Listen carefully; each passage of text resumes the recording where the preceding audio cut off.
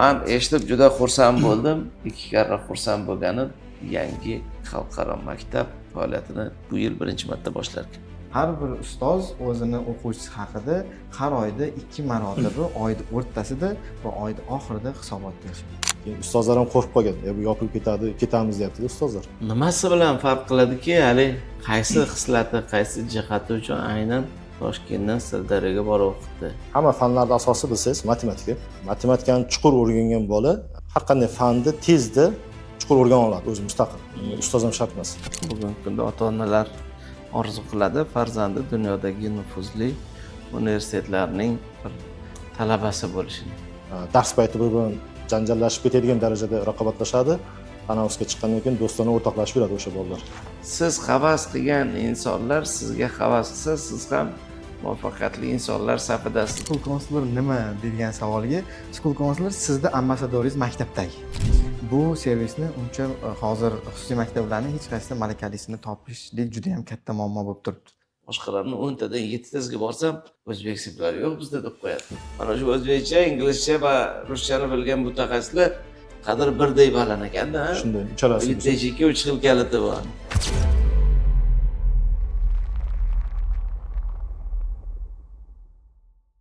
Azizlar, assalomu alaykum. Kalibr loyihasi yana efirda.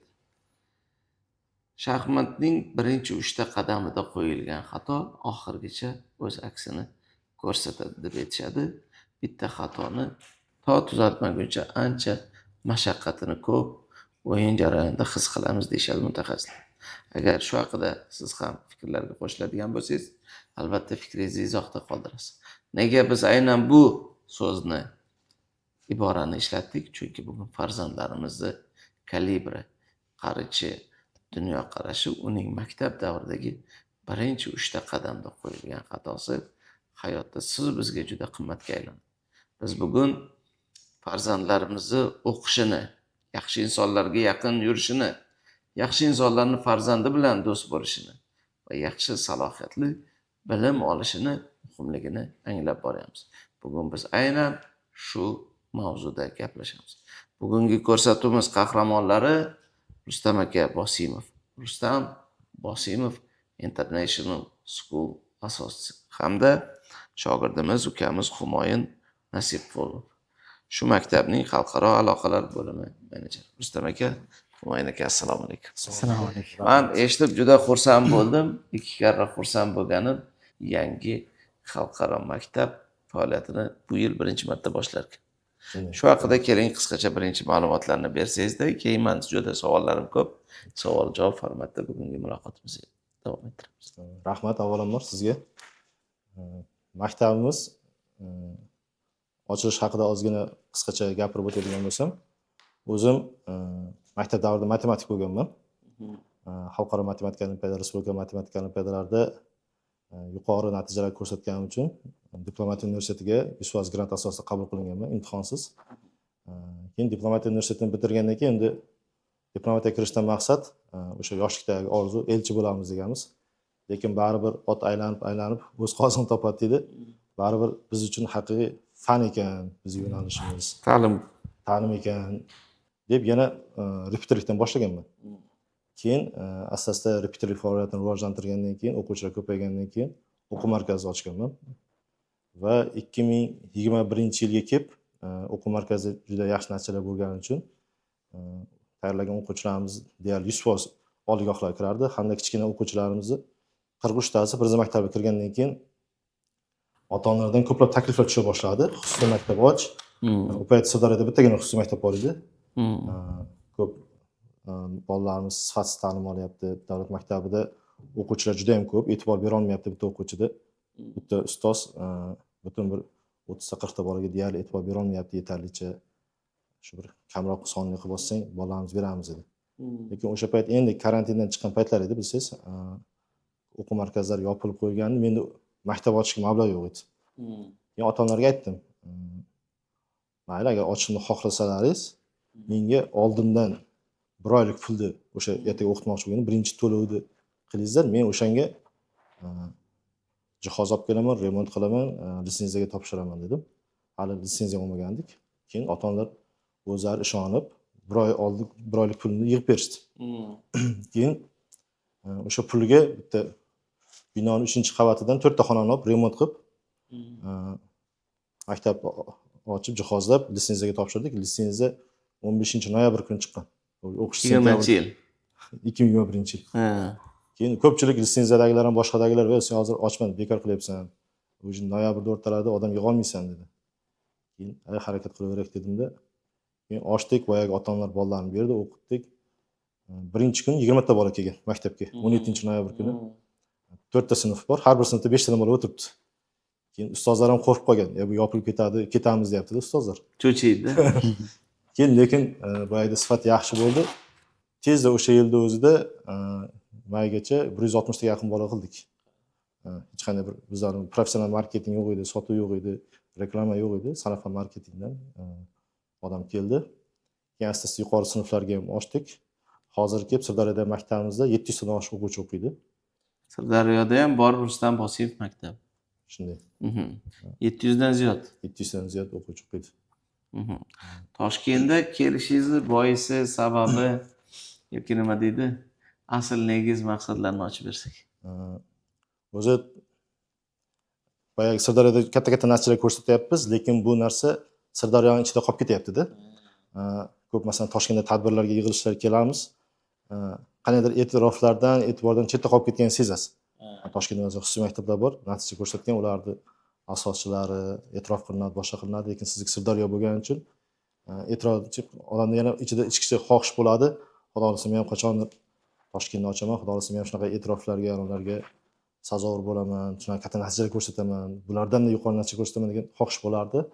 Lekin Toshkentga ochish albatta moliya tomonidan katta xatar, keyin unga juda ham katta kuch kerak, tayyor bo'lish kerak, o'zingizga juda katta ishonch bo'lish kerak. O'sha bozorga kirib kelish, katta bozor, raqobati juda kuchli bozor. Lekin shunday bir bo'ldi, 2 yil avval bitta ona Toshkentdan 2 ta bolasini bizga olib keldi. O'sha yerdan kvartira olib, katta o'zlari biznesmen ayollar. O'zi hamma bizneslarni joyiga qo'yib qo'ygan, bemalol boshqa joyga ko'chib o'tsa bo'ladi. 2 ta farzand ham bizda o'qitdi. Bu yerda katta-katta xususiy maktablarda o'qitgan ekan. Rus sinfida o'qitgan. Umuman O'zbekiston Guliston shahrida. Toshkentda bu yerda o'qitgan, katta-katta xususiy maktablarda o'qitgan, rus sinflarda. Bittasi 4-sinf, bitta 6-sinf. Yo'q, o'zbek sinfiga berdi. Umuman ruscha, o'zbekchani bilmaydigan bolalar. 1 yil ichida boyagi bolalar shunaqa maktabga o'rganib qoldi. Qaytmaymiz deb qoldi. Lekin ularni katta farzandi bilan xo'jayinlari Toshkentda qolgandi, o'zlari 2 ta bolasi bilan qolib ketgan. Bari endi oila uzoqda bo'lib qolgani uchun qaytishga majbur bo'ldilar. Keyin bu yerga kelib yana boshqa xususiy maktablarga berib ko'rdi, 5-6 ta, bu yerda 2 kun, bu yerda 3-4 kun o'qitdi, yo'q, biz yana ketamiz deb qo'ymagan. Keyin boyagi opamiz ketchi, bu yoqqa Toshkentga olib kel maktabingni. Bu yerda ko'p maktablardan sendan sifat ancha yuqori, hech qanday qo'rqma. Bemalol sen bu yerga kelsang, o'zingni bozoringni topib keta olasan deb juda ko'p ta'kidladi. Keyin kelib o'zi Toshkentda bino qidirib yurdi biz uchun. Men chunki vaqtim yo'q, Sirdaryodaman. Oxiri mana shu hozirgi topgan Mirzolobekdagi Maksim Gorkidagi binoni o'zi topdi. Mana shunaqa bino chiqdi, olasanmi dedi. Keyin bo'ldi. Agar o'sha territoriyadagi men ishtiroz olaman deb kelib shu yerda oldik. Bunaqa ota-onalardan bizda yana ko'p bor. Hozir ham Sirdaryoga borib kvartira olib, o'sha yerda bolalarni o'qitayotgan toshkentlik ota-onalar bor. Nimasi bilan farq qiladiki, hali qaysi xislati, qaysi jihati uchun aynan Toshkentdan Sirdaryoga borib o'qitdi? Qadriyat ustunmi? Tilga e'tibor muhimmi? Matematikami? O'zingizlarning bir ustuvor hali UTP kuchli jihatinglarni bir ochib beringlar. Endi o'zim tomonidan emas, boyagi shu ota-onalar tomonidan aytilgan fikrlarni aytsam, baholarni, masalan, ulardan so'raganimiz nima uchun biz deganimizda, birinchisidan matematika juda chuqur o'rgatiladi. Hamma fanlarda asosi bilsangiz matematika. Matematikani chuqur o'rgangan bola har qanday fanni tezda chuqur o'rgana oladi, o'zi mustaqil. Ustoz ham shart emas. Xoh u til bo'lsin, xoh birorta biologiya, kimyo farqi yo'q. Juda tez mustaqil ravishda o'rgana oladi. Shuning uchun bizda matematikaga chuqur urg'u berilgan. Natijada bolalarning fikrlash qobiliyati, tanqidiy fikrlash, mantiqiy fikrlash qobiliyati ham keskin rivojlanib ketadi. Keyin til bo'yicha natijalarimiz ham juda yuqori. Masalan, B2 sertifikat bor ingliz tilidan. shu paytgacha eng yosh O'zbekistonda 8 yoshli bola BT sertifikatini olgan. O'sha aynan bizning maktabda o'quvchisi. Keyin IELTSdan 6,5 olgan eng yosh o'quvchi 9 yoshda olgan. Bu ham bizning maktab bitiruvchi. Keyin ingliz tilini, ya'ni IELTSdan 8 olgan ikkita o'quvchimiz bor 13 yoshda. Shular biz aynan bizning maktab o'quvchilari. O'sha natijalar ota-onalar jalb qilgan. Shuningdek, qadriyatlar. Bizda qanaydir boyagi O'zbekistonda bo'lgani uchunmi sal muhit qanaydir anavi yoqimliroq do'stonada bolalar bir-biri bilan do'stona munosabatda bo'ladi. Raqobat, sof raqobat juda kuchli, lekin dushmanlarcha raqobat emas, do'stlarcha raqobat. Dars payti bir-bilan janjallashib ketadigan darajada raqobatlashadi. Tanaffusga chiqqandan keyin do'stona o'rtoqlashib yuradi o'sha bolalar. Shunaqa keyin har qanday bola o'sha yerga 2 oy kelgandan keyin o'z-o'zidan qattiq dars qilishga o'tib ketadi. Masalan, oldinlar ota-ona kelardi, men bolam shu dars qilsin, uyga olsa berib olmaydilar. Uyda qila olmaydi, charchab ketadi, unga nagruska bo'ladi. Bizning vaqtimiz yo'q derdi. Keyin 2 oydan keyin u bola ota-onasi uxla desa ham kechqurun 10 gacha, 12 gacha dars qiladigan bo'lgan. Bir xillar bor, 2 gacha dars qiladi. Nimaga? Ertaga darsda boshqalardan zo'r bo'lib ketish kerak. Challenge bor. Shunaqa challenge bo'lib ketganda bolalarda shunaqa muhit zo'r bir-birini tortib ketadi. Kelgan bolaga o'sha narsa yuqib ketaveradi. Boshqacha muhitda o'sgan bo'lsa ham, bu yerda muhit o'zini tortib ketaveradi. Shunaqa qanaydir u Xudoning inovati bilan, inosi bilanmi, karomati bilanmi shunaqa muhit yaratib olingan. Endi mana qarang, Sirdaryodagi ustozlari o'rnimi yoki o'sha yerdagi iste'dodli, iqtidorli o'quvchilarning xislatimi, qaysi omil ko'proq bunaqa bir muhitda yaralishga ko'proq ta'sir qilyapti? Endi hammasini anosi bor. Masalan, ustoz tanlashda ham meni 2-3 ta asosiy parametrlarim bor. Birinchidan, albatta bilimiga qaraymiz. Juda qattiq test qilinadi, ko'p bosqichdan o'tadi ustozlar. Masalan, yaqinda bog'cha ochdim. O'sha bog'chaga 3 ta tarbiyachi ustozni olish uchun 100 ta tarbiyachi ustoz bilan suhbat qilganmiz. 100 tadan 3 tasini olganmiz. Bu degani boya filtr juda kuchli bizda. Keyin har safar men savol beraman. Bu ustozni jamoa qabul qiladimi, yo'qmi? Menga yoqdi emas, jamoaga bu ustoz yoqadimi, yoqmaydimi? Va ikkinchi savol, bu ustozni o'quvchi o'zini kumiri sifatida ko'radimi, yo'qmi? Chunki o'quvchi shuni, masalan, Humoyunga o'xshagan inson kumirim ham shunday Humoyundek bo'laman desa, buni hamma gapini eshitadi. Avtoritet bor. Hamma aytgan vazifasini qiladi-da. Yaxshi Agar ko'rish buni kerak. yaxshi ko'rish kerak, buni shunaqa ertaga ayol kishi bo'lsa, men shunaqa qiz bola bo'lsa, men shunaqa ayol bo'laman. Erkak kishi bo'lsa, men shunaqa erkak bo'laman degan ibrat bo'ladigan narsa ikkita o'sha savolni qo'yaman. Agar o'sha ikkita savolimga ha degan javob bo'lsa, o'sha xodimni olamiz. Agar bittasiga yo'q bo'lsa, yo jamoa qabul qilmaydi yoki ustoz buni o'quvchi buni kumir sifatida ko'rmaydi desam, u ustoz har qanday bilimi bo'lsa ham qabul qilmaymiz. Demak, mana qarang, hozir Rustam Bosimov International School xalqaro maktabi Sirdaryoda bugungi kunda 700 dan ziyod o'quvchilarni tarbiyalab nima qilyapti.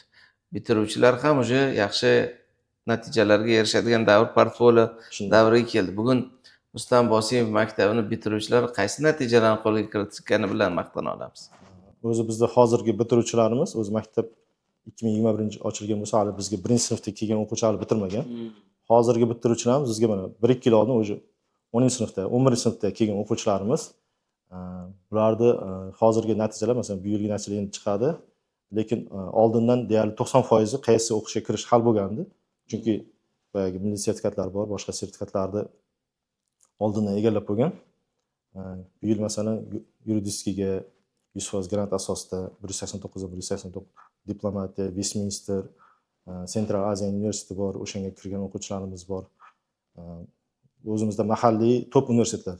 Bizda boshida o'quvchilarga suhbat bo'ladi 11-sinfda. Agar o'quvchini o'zi orzusi, maqsad, maktabi essiga yozamiz, kichkina bo'lsa o'sha o'quvchi bizga qabul qilinmaydi. Agar eng top universitetlar bo'ladigan bo'lsa, unda o'sha o'quvchi bizga qabul qilinadi. Yoki agar uni maqsadi kichkina bo'lsa ham biz suhbat davomida uni maqsadini albatta kattalashtirishga harakat qilamiz. Chunki bizning bosh shiorimiz bor, har doim o'quvchilarga ko'rishganda aytamiz, jannatni emas, jannat firdavsini orzu qildingizda. Hamma uchrashuvda ota-onalar bilan, bolalar bilan tinimsiz shu gapni qaytaraveramiz.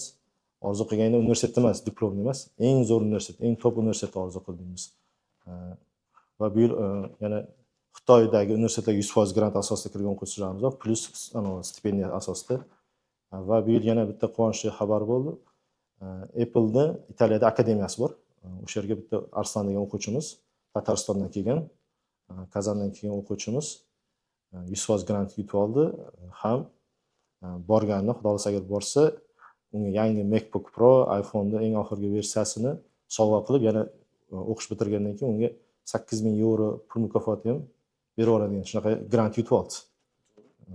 Men buni bejiz so'ramadim, natijalar juda muhim. Bugungi kunda ota-onalar orzu qiladi farzandi dunyodagi nufuzli universitetlarning bir talabasi bo'lishini.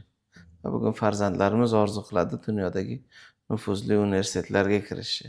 Siz bilan bizani tomosha qilayotganlar balkim Humoyunni tanimas, lekin Humoyunni dunyodagi top 50 talik universitetda o'qiysa, nechinchi reyting? 33.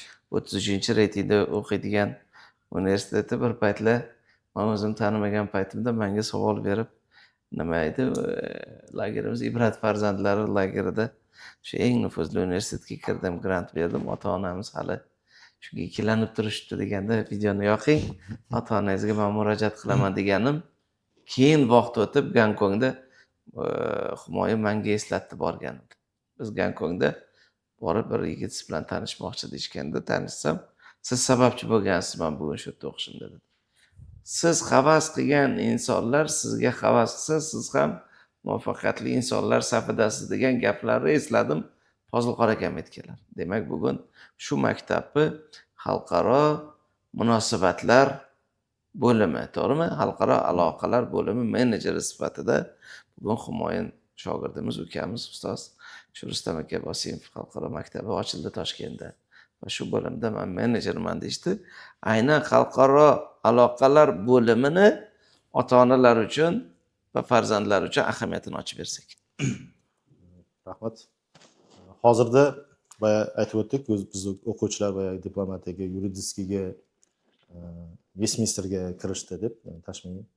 Nima uchun ularga kirishgan asosiy sababi ularda boshqa dunyoning top universitetidagi imkoniyatlarni kirish potensialini o'zlarida ko'ra olmagan, yoki imkoniyatlar ko'ra olmagan sababda. Shuning uchun ular bu yerdagi O'zbekistonda mahalliy top universitetlarni ular orzu qilib qolgan, shunga harakat qilgan. Biz ham harakat qilardik, ularni ham yo'q, sen top 5000 talikka kiradigan universitetga emas, top 50 talik universitetga kir dedik, lekin biz uni yaxshi yetkazib bera olmadik va unga yo'lni yaxshi ko'rsata olmadik o'quvchilarga. Qanday qilsa, masalan, Gonkongdagi boyagi bular o'qishga kirgan 30 ta universitetga kiradi. Nima yo'llari bor? Shunda bizda muammo bo'lardi o'quvchilar bilan, o'quvchilarda o'zlarida yaxshi informatsiya yo'q, ota-onasi bilmaydi bu haqida.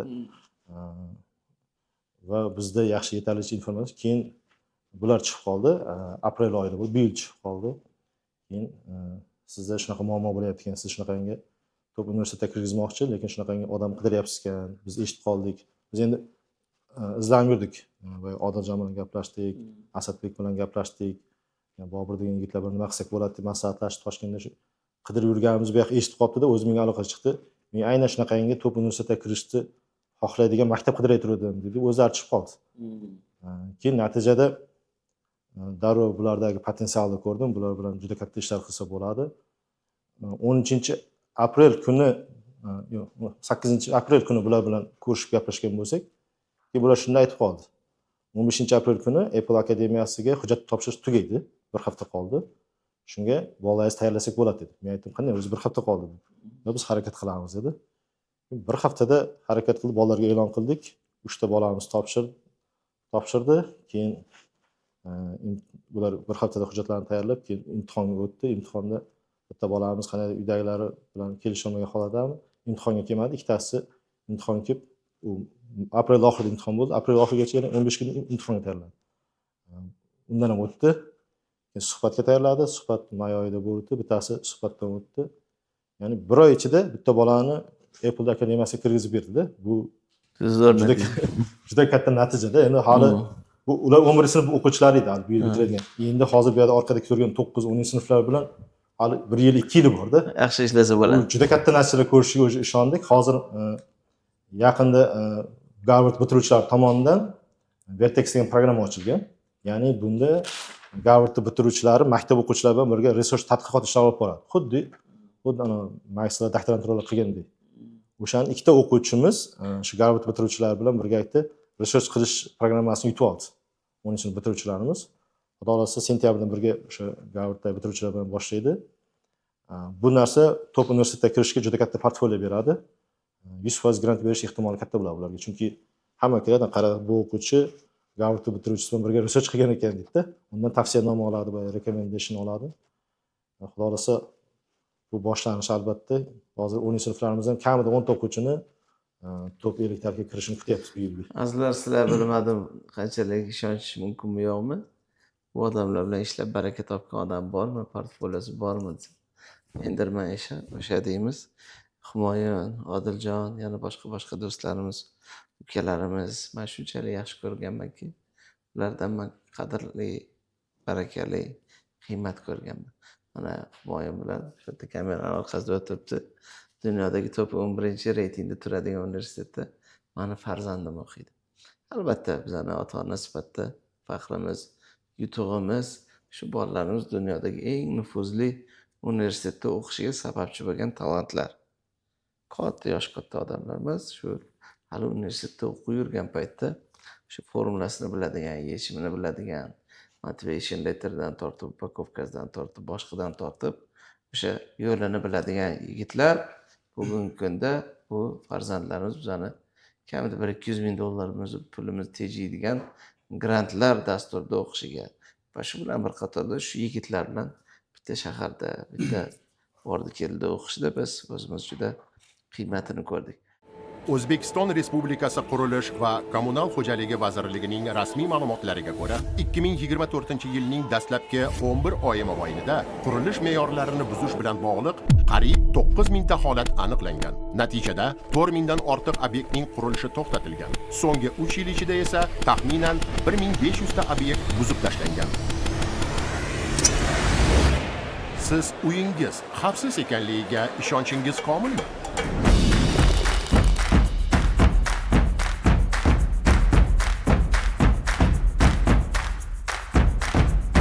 Aslida siz orzu qilgan uy qanaqa bo'lishi kerak? Hech qanday kamchiliklar bo'lsa yaxshi bo'lardi. Чтобы была комфортная и уютная. Eng muhimi bolalar xavfsizligi. Daraxtlar, suv, tabiat bo'lsa yaxshi-da. Sport va qulaylik bilan bog'liq bo'lsa.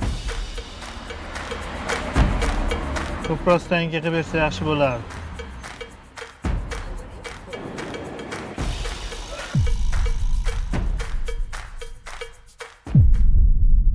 Aslida yashash uchun uy qanday bo'lishi kerak? Golden Lake bu siz orzu qilgan qulay va xavfsiz maskan. Umumiy holatda 4,4 gektar maydonni tashkil etgan ushbu kompleks o'z ichiga turli xildagi qulayliklarni jamlaydi. Kompleksning 70% qismi yashil hududlardan iborat bo'lib, loyiha uchun professional landshaft kompaniyasi jalb qilingan. Undan tashqari, 1000 dan ortiq avtoturargohlar va kompleksning markazida joylashgan o'ziga xos ko'l hududga sokinlik va tabiat bilan uyg'unlik bag'ishlaydi. Binolar havo erkin aylanishiga mos loyihalashtirilgan. Shuningdek, har xil yoshdagi bolalar uchun maydonchalar tashkil etilgan. Kompleks zamonaviy kirish nazorati va kuzatuv tizimlari bilan jihozlangan. Xavfsizlik biz uchun ustuvor masala. Golden Lake xotirjamlik maskani. Endi ruxsat bersanglar, Rustam akamdan tashqari Humoyunga ham bir savollarim bor. Bugun sizga xalqaro aloqalar bo'limi sifatida ota-onalar yana bir UTP sifatida bir maktabni bir jihatini ochdim. Endi bolalarimiz 1 yilmi, 2 yilmi aynan Rustam Bosimov International maktabda o'qisa, qanaqa salohiyatlar kutyapti? Shuni ham bir ochib bersangiz, chunki sizlarning tajribangiz aslida katta. Xo'p, ustoz. Avvalambor bu yerga taklifingiz uchun kattakon rahmat. Demak, bizda bo'layotgan loyihalarni avvalambor aytib o'tishim kerakki, hozirgi xususiy maktablarda topish juda ham qiyin. Avvalambor malakali konsulorlar. school counselorlar. Bizda hozir O'zbekistondagi eng katta muammo malakali, sertifikatli school counselor topish. Bizda hozir maktabimizda o'sha school counselorlar uchun eng katta sertifikat bor. Z ranking bo'yicha The School Counselor degan sertifikat bor. Bu o'zini sohasi bo'yicha chempion degan. O'sha sertifikatlarni olgan school counselorlar ishlashyapti. School counselor degan narsani siz bilan biz tushunamiz. Hali bu narsa nima ekan degan ota-onalarga ashula qilib aytaylik. Ashula qilib aytib beradigan bo'lsak, school counselor nima deydigan savolga, school counselor sizni ambassadoringiz maktabdagi. Ya'ni ular maktabdagi insonlar sizni qanaqaligingizni top universitetlarga topshirayotganingizda ko'rsatib beradigan odam. Pogovka qilib beradi. Pogovka qilib beradilar. Sizda transkriptlaringizni jo'natishadi, recommendation letterlar, o'sha tavsiyanoma xatlari va bularni barchasini ofitsialniy emaillardan qilib bera oladigan maktablar sanoqli. Bo'lib ham ularda school counselorlarini ko'plari hali sertifikatga ega bo'lmagan oddiygina ingliz tili o'qituvchilarini qo'yib qo'yishadi, til bilganliklarini o'ziga. Lekin bizning maktabdagi school counselorlar barchalari eng kuchli sertifikat bo'yicha chempion bo'lgan sertifikatlarni olib, o'sha bo'yicha malakali xodimlar va ancha shogirdlarni chiqargan insonlar bo'ladi. Bu servisni uncha hozir xususiy maktablarning hech qaysida malakalisini topishlik juda ham katta muammo bo'lib turibdi. Bo'lib ham biz nimaga bu maktabni ochishiga menda qiziqish paydo bo'ldi. Rustam aka o'zimizni olimpiadaga tayyorlangan vaqtimizda o'qituvchimiz bo'lganlar. Shu 9-sinfgacha olimpiadaga tayyorlangan bo'lsak, respublikani yutganmiz 9-sinfda. O'sha Qashqadaryoga borib kelganimizda o'shanda Rustam akam o'zlari dars berganlar. Rustam akamlar bilan ishlash bizga yoqardi. Chunki bizning o'qituvchimiz bir tomondan ham bo'lganlar. Hasan aka o'ziga qanday mehr bergan bo'lsalar, o'sha vaqtda fan jihatdan Qalbi yaqin. Qalbi yaqin bo'lgan. Dunyo aylantirib Rustam akamni ham oldiga olib kelib qo'yarganlar. Siz aytadigan gap. Missiya bir xil. Qadriyatlar. Qadriyatlar to'qnashuvi bo'ldi. Keyin ularga biz maktablardagi muammo, o'zimizda ko'p studentlar bo'ldi. Odiljon bilan ko'plarni o'qitdik va hamma studentlarda bor bir xil muammo bor hisob. Bu muammo nima deb aytadigan bo'lsak, ularni maktablarini veb-saytlari ham o'zlari hali qualified emas. Ya'ni sifatli veb-saytning o'zi ham yo'q. Biz har bir bola bilan ishlayotganimizda har biriga alohida veb-sayt yasab chiqardik. Ularni emaillari bor, emaillari ham unprofessional, ya'ni umuman professional bo'lmagan. Ularga ham o'zimiz professional qilib email ochardik. U ham bizdagi eng katta qiynagan muammolardan biri bo'lgan. Va maktablarda portfolio o'rgatilmasdi. Biz hammasini o'zimiz o'rgatardik va bolalarni juda kech kelganlari bilan ulgurishga bizda umuman vaqt yo'q edi. O'shani hisobiga biz maktabni qanaqa ochilishi sistemasini qilayotganimizda o'sha og'riqlarga yechim bo'ladigan maktab qilaylik degan narsani Rustam akam aytdilar. Ota-onalarda og'riq bor. Ular misol uchun SAT o'qitmoqchi bolani yoki AP ni o'qitmoqchi yoki bo'lib ham IELTS o'qitmoqchida, keyin portfolio qilmoqchi. Hammasiga 4 ta tomonga tarqab ketishadi. Nimaga bolalarni bitta maktabga qo'yishmaydi-da, ular kelib biz bilan birga ishlamaydi degan savol o'rtaga tashlandi. Keyin maktabimizda shu og'riqlarga yechim qiladigan bolani bizga berishsa, biz hamma narsasini ota-onalarga ko'rsatib bera oladigan tizim haqida Rustam akam bilan o'ylab, shu hisobdan shu rejimni qiladigan bo'ldikki, ota-onalar o'sha hamma joyga borib o'tirish shart emas bolalari, shu maktabni o'zidan har oyda yoki har oyda 2 marotaba oyning o'rtasida oxirida hisobot olishadi. Bolalarda qanchalik o'sish bo'ldi, qancha joyda tushish bo'ldi, qayerda o'sishli nuqtasi bo'ldi, qayerda tushishli nuqtasi bo'ldi. Qanaqa qilib bunga yechim bersak bo'ladi degan oxirida yechimli joylarigacha ular har oyda 2 marta hisobot olishadi. Xuddi shu tizimda ota-onalarda juda katta muammo. Bilasiz, ota-onalardagi bizga aloqaga chiqqan ota-onalar ustozlari bilan aloqaga chiqa olishmaydi. Bizda esa ustozlar endi ota-onalarga aloqaga chiqishadi. Har bir ustoz o'zini o'quvchisi haqida har oyda 2 marotaba oyning o'rtasida va oyning oxirida hisobot berishadi. Zo'r. Demak, biz hozir farzandlarimiz 7, 8, 9, 10, 11-sinfga yaqinroq dunyodagi eng nufuzli universitetlarga tayyorgarlik bo'yicha o'sha paradigm shift deydi. Dunyo qarashini o'zgartirishga ham fokus qarata olar ekan bizda. Bu maktab oldiga qo'yilgan missiyalardan birimi bu? Endi nufuzli universitetlarga tayyorgarlik qilish imkonini beramizmi, yana nima aytib olamiz? Nafaqat bizda ko'p maktablar, xususiy maktablar hozir selling point sifatida top universitet deyishyapti. Biz buni ozgina o'zgartirdik. Nafaqat top universitet, balki eng top kompaniyalarga tayyorlash. Maktabda shaxsiy rivojlanish darslari, bu IB tizimida bor. critical thinking degan fan bor, o'shani joriy qilyapmiz. Qo'y. Ya'ni bolalar endi bizda har 3 oy yozda bu narsani Gollandiyada bo'ldik, amaliyotda o'zingiz bilan siz ko'rishdik Gollandiyada. Gollandiyada borganimizda ham education system, ya'ni o'qish tizimini juda ham qattiq o'lchadik va bu yoqda Gollandiyada Holland test degan test bor ekan. U test nima qiladi deb savol beradigan bo'lsak, u bolalarni yoshligidan o'zi qaysi sohaga mos kelishini testni yechgandan keyin chiqarib berib, shu soha bo'yicha rivojlanish uchun 5 ta activity beradi. Ya'ni mana shu ishni qilib ko'rsin, yo mana shu joyga borib bir amaliyot qilib ko'rsin, shu odam nima ish qilayotganini ko'rsin. Bu odamni psixologiyasidan kelib chiqqan holatda, ya'ni u yoqda debater chiqadi, yana boshqa turli xil o'zlarining psixologik kodlari chiqadi, kodlar bo'yicha keyin biz ularga yo'nalish beramiz. Bolalar tabiiyki o'zgarishga mos. Hozirda bilsangiz O'zbekistondagi eng katta muammo ham nafaqat maktab, balki universitetni bitirayotganda ham hali aniq nima qilishi aniq emas. Universitetni bitirib ham ish topa olmayapman yoki universitetda o'qiyotgan paytlari ham faqat ozgina o'qishga harakat qiladi, lekin ichida nima yonib turibdi, bu narsani bilmaydi. Bizning maktab xuddi shu narsaga yechim bo'lib beradigan maktab. Qandoq mana bola o'zini nima xohlashini anglash uchun nimaga urg'u beradi, nima qandoq o'zini biladi, qiziqishlar. Bizda bolam kim bo'ladi degan savol berishganligi, dunyo bo'yicha 3 ta eng asosiy test bor. Bittasi Big 5 deydi. 5 talik personality sizga chiqarib beradi. Keyingisi Holland test, keyingisi MBTI. Bu odamlarni psixologik ravishda qaysi tomonga ketishi, unga qaysi kasb bilan mos kelishligi va bu yo'ldan ketsa foydalilik koeffitsiyenti ko'proq bo'ladi degan narsani raqamda o'lchab beradi sizga. O'ziga xos diagnostikami? O'ziga xos diagnostik. Mana faraz qiling, bu nechinchi sinfda aniqlaysizlar mana. Bolam mana hozirlarni Rustam Bosimov International Schoolga kirdi. Nechinchi sinfdan boshlab bu check-up qilib, aytasiz Hasan aka, Muhammad Amin bunga qiziqadi, Kamron bunga qiziqadi. Qizingiz bunga qiziqadi, o'g'lingiz bunga qiziqadi deb ochib berasiz mumkin. Xuddi shunaqa. Biz bu narsani 1-sinfdan qilishga harakat qilganmiz. Hozir produktimiz faqat 5-sinfdan 11gacha tayyor. Kattalarniki, kichkinalarnikini rasm orqali. Bu metod psixologiyada ham bu test bor. Bu narsani rasmlar orqali tanlagan rasmi bo'yicha psixologik anasini ochib berish. Ya'ni qaysi yo'nalish unga mosligini ochib berish hozir o'rganyapmiz. Chunki 1-sinfdan 4-sinfgacha bo'lgan bolaga bu darajada test bersak, ular tavakkalan belgilab olishligi mumkin, to'g'risini belgilamasligi mumkin. Lekin rasmga kelganda ular tanlaydigan narsa aniq chiqadi.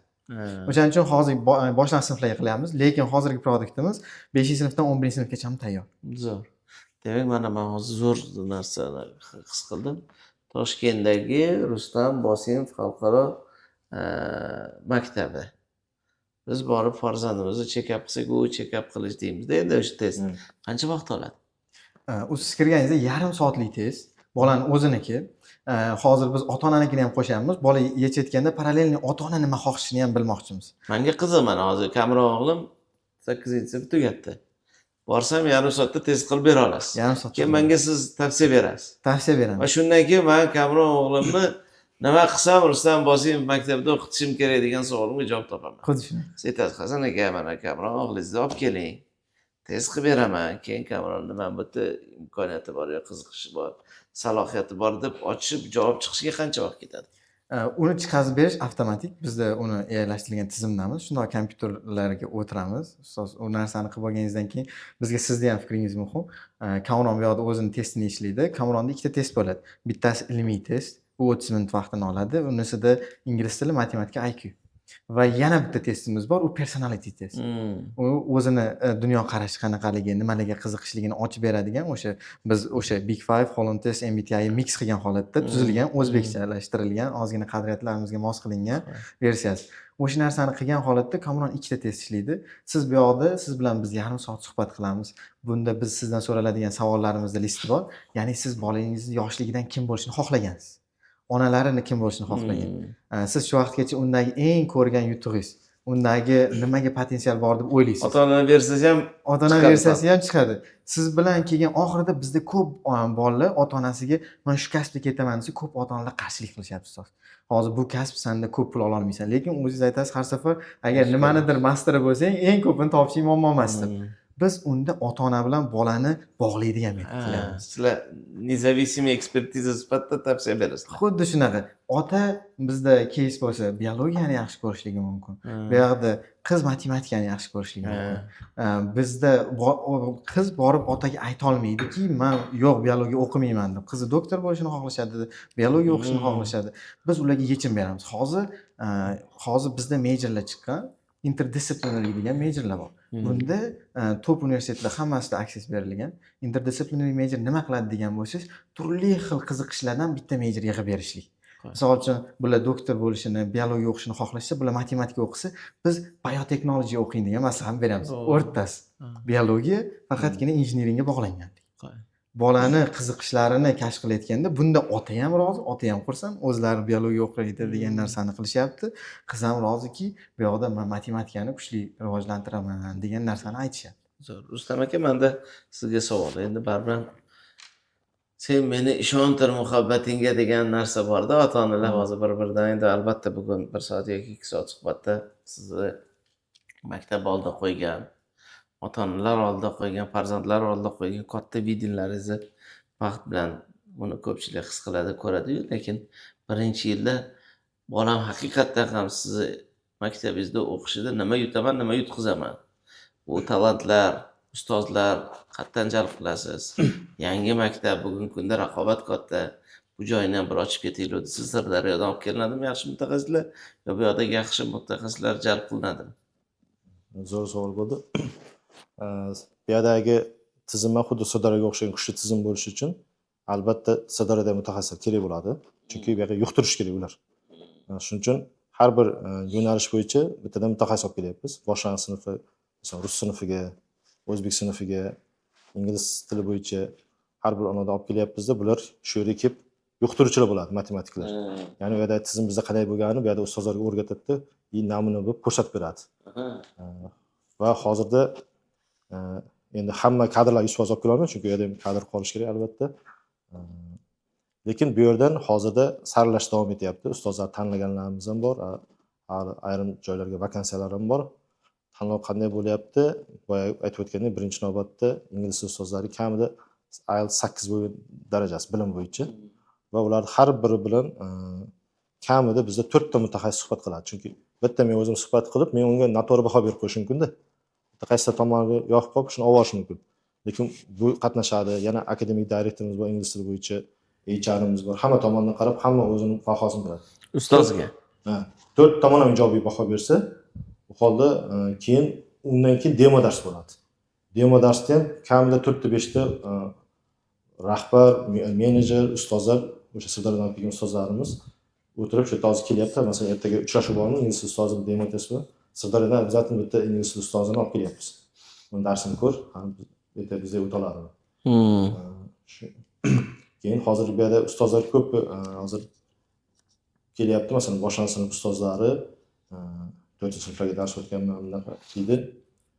Qaysi xususiy maktablar, davlat maktablarida ishlayapti. Juda ko'p, 90% juda oddiy matematikadan misollarni yechib bilmaydi. Bu juda achinarli holat. Ustozlar. Shunaqa o'qituvchilarda o'quvchilar o'qib yurtida 4 yil. Bu juda achinarli holat. Bu ham bitta o'qituvchi keldi. Men aytdim, "Qara, sen dars berma hozir, bu holatingman" dedim. Hech menda bo'lmasang boshqa joyda ham bilasizmi, sen 4 yil bitta bolani, 20 ta bolani umrini zavol qilasan. Sen oylik deb ishlaysan, lekin bu yerda qancha bola bilimsiz bo'lib chiqadi bu. Hali o'zing misol tushunmayapsan, tushuntirish u yerda tursin, o'zing tushunmayapsan. Men tushuntirib bergan narsani tushunmayapsan debdilar. Shuning uchun juda qattiq saralash ketyapti hozir. Xudo xolasa albatta biz boya aytib o'tdik, 300 o'rin bo'lgani bilan men 300 o'rin to'ldirish niyatim yo'q. Xudo bergani menga 60 ta bo'lsa ham, lekin unga ustoz yetkazib berishni o'ylayapman ko'proq. Ana maktab to'ldirish haqida men qayg'urganim yo'q. Nechta o'quvchi olsam ham shunga yarasha men aytgan sifatimdagi o'qituvchini bu yerdan topib yetkazib bera olamanmi degan narsa. Hozir masalan menga 4 ta sinf, boshlang'ich sinf ustoz sinf kelsa, 4 ta birinchi sinf rus sinf kelsa, 4 ta birinchi sinf rus sinfga, 4 ta ingliz sinfi, 4 ta boshlang'ich sinf matematika ustozini topib bera olamanmi unga shunaqa sifatda degan narsa o'ylanyapti. Shuning uchun menga birinchi navbatda ustoz topish, keyin shunga qarab o'quvchi. Agar men 2 ta ustoz topsam, u holda 40 ta bola qabul qilaman. Agar 10 ta topsam, u holda 200 ta bola qabul qila olaman-da. Hmm. Shuning uchun avval ustoz, keyin o'quvchi bo'ladi, xudo xolasa. O'zimiz matematik bo'lganimiz uchun o'qituvchilarni bemalol matematika ham ingliz tilidan mutaxassis bo'lganimiz uchun bemalol ularni saralay olamiz. Ko'p maktablarda ta'sischi bu narsalarga aralashmaydi. HR ga topshiradi. Bu yerda biz HR ham, akademik direktor, ta'sischining o'zi ham har bir anavda jarayonda, suhbatda, demo darsda qatnashyapti, test berib o'zimiz sinab ko'ryapmiz. Xudo xolasa ustozlardan yaxshi bo'ladi. Demak, ta'lim jonkuyarlarni nimasida bir xillar uchun men uchun birinchi necha yil ichida biznes matematika qiziq, biznes matematikasi qiziq desa. Bu yerda haqiqiy insonlarni jonkuyarligi, bolalarga beradigan bilim qiziq deymiz. Asosiy fanlarimiz farzandlarimizni o'sha yerga olib borsam, maktab sifatida tasavvurim bor. Lokatsiyani bilaman, ko'rganman, o'sha atrofdagi ota-onalar kelsa. Asosiy ta'lim darslarimiz ingliz tilida bo'ladimi? Rus tilida bo'ladimi? O'zbek tilida bo'ladimi? Buni ham ochib ketsak, menimcha yaxshi bo'ladi. To'g'ri savol. Ko'pchilik bog'chada masalan o'zbek yoki rus sinfida o'qigan bo'ladi bolasi. Yoki davlat maktabida 1-2 sinfda o'zbek yoki rus sinfda. Keyin birdaniga xalqaro ingliz tilida o'tiladigan maktabga beradi. To'liq ingliz tili, hamma fan ingliz tilida o'tiladigan fanlarga beradi. Matematikani ham ingliz tilida tushuntiradi domlalar. Chet eldan kelganlar bo'ladi. Natijada bola oldin ingliz tilida matematikani terminlarni bilmaydi, tushunmaydi-ku. Bolada ko'plarida deyarli yaxshi o'sish bo'lmaydi. Bu tushunmagan so'rolmaydi. Uyaladi bola. Chunki o'zi matematikani boshlang'ich sinfda o'zbek sinfga o'zbek tilida tushuntirish o'zi katta muammo-da. Kichkina bolachaga 1-sinf, 2-sinf bo'ladi. Rus sinf bo'lsa, rus tilida tushuntirish o'zi muammo. Uni inglizchani hali so'zlar boyligi yuqori ko'p bo'lmagan, listening qobiliyatlari rivojlanmagan bolalarni yana matematika inglizcha tushunib berib qo'yish, u hali tayyorlamasdan berib qo'yish juda katta yutqizish bo'ladi. Shuning uchun bizda bosqichma-bosqich boshlanadi. Birinchi boshda o'zbek va rus sinflar bo'ladi. Darsligi masalan rus sinf bo'lsa, rus tilida ruscha matematika va inglizcha matematika bo'ladi. Masalan 2 soat ruscha matematikani ishlasa, 2 soat inglizcha kitoblardan Singapur, AQSh, Buyuk Britaniyadan olgan kitoblarimiz bor. O'shalardan ishlaydi. Unda inglizcha matematikani ishlaganda ustozi lekin ruscha tushuntirib beradi. Lekin kitobi inglizcha bo'ladi. Uni tarjima qilishni o'rganadi bola. Bolaga o'sha kitobda qatnashgan har bir inglizcha so'zni tarjimasi, lug'ati beriladi. Keyin tarjima qilish o'rgatiladi birinchi. Hali inglizcha tushuntirmaydi. Faqat tarjima qilib tushunish o'rgatiladi. Asta-asta bemalol erkin tarjima qilishni o'rgangandan keyin bu yerda parallel boshqa paytlari ingliz tili darslari bo'ladi. O'sha ingliz tili darslarida bemalol o'quvchi listening qobiliyati rivojlanganiga ishonch hosil qilgandan keyin bola keyin u to'liq ingliz tilida o'tirishga olib boriladi. Natijada keyin yuqori sinf bo'lgan sari bizda o'zbek rus sinf degan narsa yo'qoladi-da. Umuman gibrid international sinf bo'ladi. Ingliz tilida. U keyin ingliz tilida. Avval unga bola tayyor bo'lgan holatda-da. Birdaniga hozir 6-sinf bola bo'lsa, hozir rus sinfda shu paytga jo'g'ib kelgan bo'lsa, ingliz sinfga shunday berib qo'yish, u boshqa fanlarni yaxshi o'zlashtirmasligiga olib keladi-da. Ingliz tili rivojlanishi mumkin, lekin haqiqiy science fanlari rivojlanmaydi. Demak, qaysidir sinfga kelganda o'zbek tili sinfi, rus tili sinfi, ingliz tili sinfi sifatida ham ajralishi mumkin bo'ladi. Shunday. Chunki masalan, men ruscha emas, o'zbek tilidagi oldin o'zimiz maktablarda ham bo'lardi, o'zbek sinflari, rus sinflari, ingliz sinflari. Shunday. Mana bir yetishta farzandlarimiz o'qigan, u yerda by default ingliz tili. Hozir ko'p xususiy maktablarda by default ruscha bo'lib qoldi. Lekin kecha yaqindan u she'r aytib chiqadigan nima edi, xayollamidi do'stimiz. Ular ham o'zbek tilidagi maktab topish qiyin bo'lib qoldi. Shunday. U faqat hali Muhammad Ali Eshonqulov va Zakariya Registon yana 3-4 ta narsadan tashqari boshqalarni 10 tadan 7 tasiga borsam o'zbek sinflari yo'q bizda deb qo'yadi. Shuning uchun nima bugun muhim ota-onalar uchun? O'zbek tili muhimroq bo'lib qoldimi? Siz mutaxassis sifatida. Rus tilimi, ingliz tilimi? Albatta har bir o'zbek uchun o'zbek tili albatta muhim. O'zbek tilini bilish kerak. U xoh rus qatlam ko'p joyda yashaydimi, aholisi Angliyada yashaydi, boshqa joyda ham o'zbek tilini bilish kerak. O'zini qadriyatini, anosini yo'qotmaslik, o'zligini yo'qotmasligi uchun. Shuning uchun masalan rus sinfda bo'lsang biz o'zbek tili darslari qo'yiladi.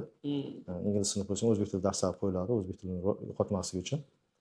Endi rus tili agar men o'ylayman, Toshkentda kelajakda Toshkentda yashayman, ishlayman desa yoki MDH davlatlarida, Rossiyada shunaqa davlatlarda ishlayman desa, rus tilini o'rgangani ancha foyda beradi.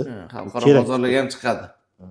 Agarda yo'q men Yevropaga, Xitoyga, Gonkongga, Singapurga, AQShga, Kanadaga ketaman desa, unda ingliz tilini o'rganish kerak deb hisoblayman. Ingliz tili hamma joyda kerak. MDHda bo'ladimi? Endi hozir davr talabi o'zbek tili ham muhim. Rus tili ham muhim, ingliz tili ham muhim bo'lib qoldi, to'g'rimi? Qadriyat yo'qotmaslik uchun o'zbek tilini albatta bilish kerak. Va keyin lokatsiyaga qarab, qaysi lokatsiya tanlashiga qarab o'sha yerda Yo'q, tillarni endi bolani o'zi hozir bilmaydi uni kelajakda qatga. Mana siz hozir ruschadan ko'ra inglizchani yaxshi bilasiz. Shunaqa. Xuddi shunday. Muhammad Amin, sen inglizchani yaxshi bilasan, ruschani ham yaxshi bilasan. O'zbekchani ham biladi. Mana shu o'zbekcha, inglizcha va ruschani bilgan mutaxassislar qadri birday baland ekanda. shunday uchalasi Bitta eshikka 3 xil kaliti bor. Lekin dollarim ham bor, so'mim ham bor, plastik kartochkam ham bor degandek. Любой nimaga to'lov qila oladi. shunday. Demak, bu tilni uchalasiga ham befarq emaslar, birday balansni olib borasizlar. Albatta. Lekin baribir o'sha DNK deymiz, kulturni kod deymiz. Mana Muhammad Ali Jonqul yoki Avaz aka Registonni ko'rsam aytamanki, shu qadriyatlarga e'tibor qaratyapti. Bu maktabni supersilasi, DNKsi, UTPsi nima bilan farqlanishga ota-ona? Nima uchun bu maktabga men olib bordim yo olib boraman deyish kerak bo'ladi? Qadriyat kimlardir bizda sport deb reklama qiladi. Kimdir bizda ovqatlari sifatli deb reklama qiladi. Kimdir bizda tarbiya zo'r beriladi. Biz kimdir bizda sharoitli jihozlarimiz, binomiz zo'r, zamonaviy texnologiyalarimiz. Biz bu narsalar bilan ota-onalarni chaqirmaymiz. Biz bu narsalar har bir yaxshi maktabda bo'lishi kerak bo'lgan poydevor fundamentlar deb qabul qilganmiz. Bu maslahat. Bu sizni boyagidek 4 ta sezgazor, 5 ta sezgazor ishlash kerak-ku, hammasi birdek hisob. Biz o'shanday bu 5 ta narsa ishlash kerak deb qilamiz. Endi chiroq bor deb maqtamayman, gaz bor deb maqtamayman, suv bor deb maqtamayman, internet bor deb maqtamayman. Hammasi to'g'ri bo'lishi kerak. Shuning uchun bularni asosida biz boyagidek o'quvchilarni kelajakka, top universitetlarga, top kompaniyalarga kerakli kadr, ertaga diplom bor, keraksiz kadr bo'lib qolmasin. O'sha narsaga tayyorlashga harakat qilamiz. Albatta boyagidek qadriyatni yo'qotmagan holatda, sog'lom turmush tarziga amal qilgan holatda bu narsani olib borishga harakat qilamiz. Qanday mana kelajakda yaxshi kadr maktabda nechinchi sinfda qanaqa kadrlik bo'lishiga qanday uni tayyorgarlik qildi? Masalan, yaqinda Sirdaryodagi maktabimiz bilan bir challenge qildik. Unda 7 ta bosqichdan iborat. Bolalarni motivatsiya berish uchun katta pul mukofoti qo'ydik, o'shanda qatnashish uchun. Bu challenge'da nima shartlari bor? Birinchisi, o'zi bitta davlat tanlaydida, o'sha yerdagi top 5 ta universitetda o'rganadi. Universitetga kirish uchun nima shart o'qish bajarish kerak, sharti bor, talablari, bu yerda qanaqa o'qish xarajatlari, yashash xarajatlari qancha, hammasini o'rganib bizga prezentatsiya qilib beradi bolalar. Birov Kanadani oldi, birov Avstraliyani oldi. Keyin 15 ta komanda bo'ldi. Har birida 5 tadan jamoa bor, yuqori sinflar. Undan keyingi sharti o'zi tanlagan davlatdagi 5 ta eng zo'r xususiy maktab yoki davlat maktabini o'rganadi, xalqaro maktab. U yerda bolalar nimani o'qiyapti, nimaga harakat qilyapti, bu maktab nimasidan zo'r, u maktab nima yaxshi jihatini biz maktabga joriy qilsa bo'ladi. Keyingisi sharti o'sha tanlagan davlatda 5 ta eng zo'r kasbni o'rgandi. U o'sha davlatda qaysi kasb zo'r, ertaga istiqboli zo'r qaysi kasb qilsa. O'shanaqangi 7 ta nima bor edi. Manasi xarajatlar, yashash xarajatlari, topishib, minus hammasi imkoniyatlarni o'rganib chiqib 7 ta bosqichda keyin bolalarda 90% da 180 gradusga o'zgarib ketdi. Birni qarash. Kimdir Koreyani xohlayotgan bo'lsa, AQShda o'qiyman deb qoldi, kimdir AQShda xohlayotgan bo'lsa, Singapurda bo'lib ketdi. Kimdir iqtisodchi bo'laman desa, IT injener bo'laman deb ketdi. Chunki biz aytganimiz boshqa, uni o'zlari tadqiqot qilib o'rganganimiz. Yana bir shartlari bor edi. Bu yerda o'qiyotgan 5 ta bola bilan sen o'zing suhbat qilib, ulardan so'raysan, sen qanday kirgansan, nima plyus-minuslar bor. O'zlari internetdan topib ular bilan gaplash kerak. Haqiqat bizga isbotini ko'rsatish kerak. Intervyu Zoom'da gaplashganlarni. O'shanaqa ham sharti bor edi. Natijada bolalarda o'sha narsani biz bu yerda ham qo'llaymiz. Har yil bu narsani qo'llaymiz. Bolalarga endi biz aytishimiz kerak bo'lmayapti. Sen bu kasb tanla, bunda yaxshi bo'lasan. Bolalar keyin tushunyapti. Masalan, bizda tushuncha bor. Medik bo'laman desa, 5-sinfdan boshlab bolasini biologiya, kimyoga beradi. Ana biologiya, kimyo ishlatsa, ertaga ana tashmiga, sanpiga kiradi deydi. Bolalar tushundi. hozir 5-sinfdan boshlab biologiya kimyo o'qish shart emas ekan. IELTS olsa, SAT olsa, AP olsa, portfoliosi zo'r bo'lsa, top universitetga kira oladi. Top universitetdan keyin 1-2 yildan keyin oxirida 3-4-kursda o'sha major bo'yicha tibbiyot yo'nalishini tanlasa bo'ladi. Keyin o'zi medik bo'lib yetish shart emas ekan, biologiya kimyozni o'qib degan narsani o'zi tushuncha paydo. Biz aytsak ishonmardi. Sen qayerga shart emas biologiya kimyo medik bo'laman desang. Sen o'zi mana IELTS, SAT, AP ni olsang bo'ldi, yetadi shu.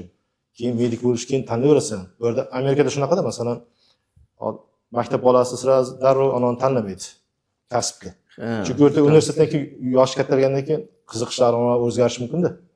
Shuni hisobiga olib ular 1-kursdan keyin, 2-kursdan keyin tanlasa bo'ladi yo'nalishni. Shunga xudo xolasa boyagi bu yerda Sirdaryoda bolalarda ancha o'zgarish bo'ldi. Ayniqsa bular kelgandan keyin 5x 10x ga rivojlanib ketdi bolalar.